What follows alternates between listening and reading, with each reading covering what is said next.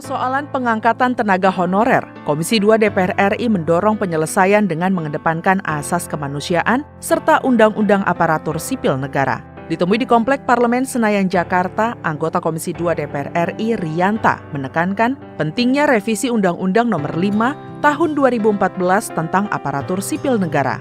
Ia mendukung penyelesaian tenaga non-aparatur sipil negara tanpa adanya pemutusan hubungan kerja. Mengingat sejumlah tenaga honorer telah lama bekerja mengabdi pada instansi pemerintah, di antaranya guru, penyuluh pertanian, dan tenaga kesehatan. Berkaca dari itu, pemerintah perlu mempertimbangkan kelangsungan tenaga honorer yang sudah berkorban menggantungkan hidupnya kepada instansi negara. Jadi intinya semua fraksi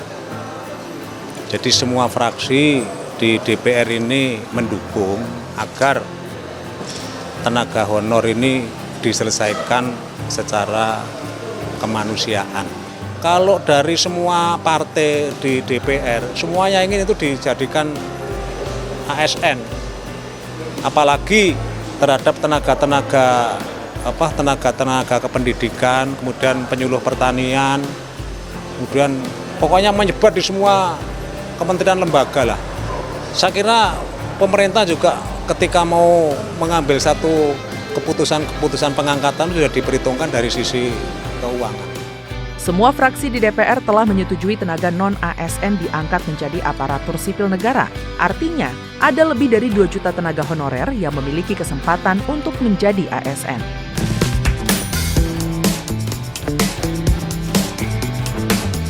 Peleburan pegawai honor menjadi pegawai P3K sebagaimana yang diperintahkan oleh Undang-Undang Nomor 5 Tahun 2014 itu diberi batasan waktu sampai dengan 5 tahun. Tanpa disadari, 5 tahun itu sejak 2018 sudah akan berakhir pada November tahun 2023 ini, nggak sadar. Jadi atas dasar itulah pihak Kementerian PAN RB mengambil kebijakan. Kita khawatir karena pegawai honor yang akan mengakhiri masa jabatannya itu setelah tidak lolos dalam tes P3K ini akan diberhentikan. Sementara mereka itu ada pegawai yang sedang diperlukan tenaganya. Jadi dalam 1 juta itu mungkin kebijakannya itu tergabung dalam itu. Tapi yang jelas akan ada P3K dan tidak akan ada pemberhentian pegawai honor. Saya kira ini merupakan sebuah berita gembira juga yang tadinya menjadi sumber keresahan dari para pegawai honor yang jumlahnya sudah 2.300.000-an ya, seluruh Indonesia sudah 2 juta lebih. Padahal pegawai honor itu yang mau dileburkan ke P3K itu tadinya dites, ternyata yang sudah lulus tes itu 1 juta lebih. Nah, jadi sekarang bagaimana kita menangani yang 2 juta lebih itu? Jadi setidak-tidaknya secara berangsur pemerintah mengambil kebijakan membuat program singkat dulu, yakni 1 juta dulu dalam tangan. Artinya akan dijadikan pegawai P3K. Jadi itu benar adanya. Dulu ada 3.414 klasifikasi jabatan. Sekarang sudah kita pangkas hanya 3 jabatan saja, 3 kelompok jabatan, sehingga ini sangat lincah. Begitu juga penyelenggaraan proses bisnis layanan kepegawaian. Selama ini teman-teman ASN merasa ribet, ngurus pensiun repot, ngurus kenaikan pangkat repot, dan lain-lain. Dan ini sudah kita pangkas. Layanan kenaikan pangkat dari 14 tahap kita pangkas jadi 2 tahap. Tadi kami laporkan kepada Bapak Presiden. Ini dikerjakan oleh teman-teman BKN. Layanan pensiun dari 8 tahap sekarang tinggal 3 tahap. Layanan pindah instansi dari 11 tahap sekarang menjadi 3 tahap. Ini contoh yang diharapkan oleh Bapak Presiden yang segera dieksekusi oleh kementerian lembaga, khususnya Kemenpan RB terkait dengan layanan kepegawaian. Dari 16 tahap sekarang 5 tahap. Layanan akreditasi lembaga penyelenggara pelatihan dulu 10 tahap jadi 4 tahap, dan seterusnya, termasuk layanan fasilitasi pengembangan kompetensi dari 8 tahap sekarang menjadi 3 tahap. Inilah pemangkasan-pemangkasan yang kami kerjakan. Bapak sekalian saya hormati, dampak penyerahan proses bisnis layanan pengembangan kompetensi ASN terjadi simplifikasi.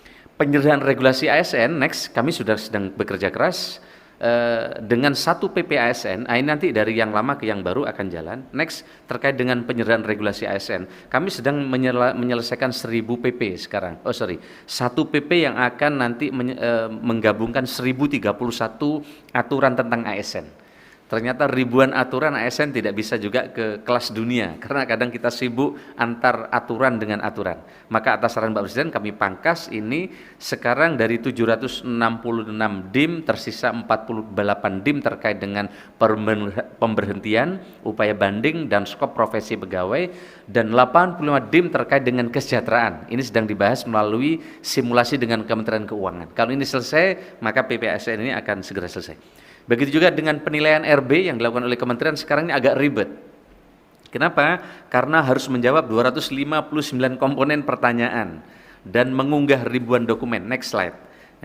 Nah sekarang kita rubah ke 26 dampak. Jadi kalau RB-nya bagus, kira-kira kalau kemiskinannya turun, investasinya meningkat.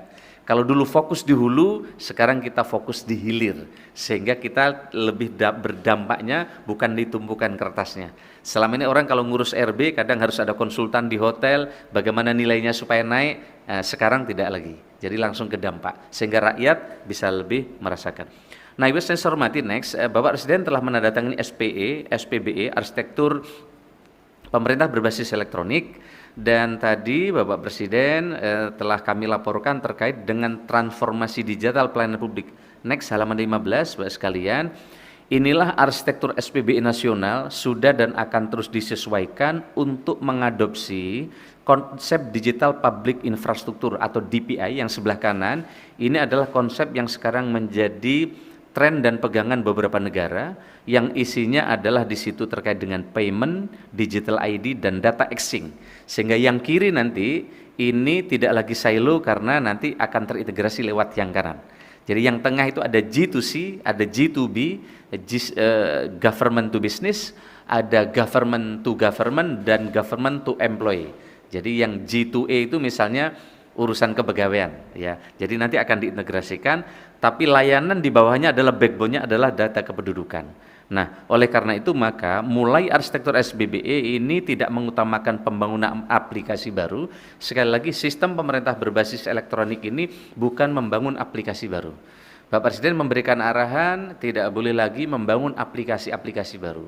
Sekarang ini lebih dari 27.000 aplikasi, sehingga bayangkan rakyat akan susah untuk membuat akun satu-satu untuk mendapatkan pelayanan digital. Nah, dengan SPBE ini diinteroperabilitaskan. Nah, interoperabilitas SPBE inilah sebelumnya Bapak Presiden telah menandatangani Perpres, di mana di sini next Menpan RB sebagai Ketua Tim Koordinasi SPBE Nasional, di situ juga ada Menteri Bappenas sebagai CDO, kemudian Menteri Keuangan sebagai CFO-nya, Kepala BSN sebagai CISO-nya, kemudian Menteri Kominfo sebagai CTO, Menteri Dalam Negeri sebagai CRGO, dan Kepala BRIN sebagai CRIO-nya.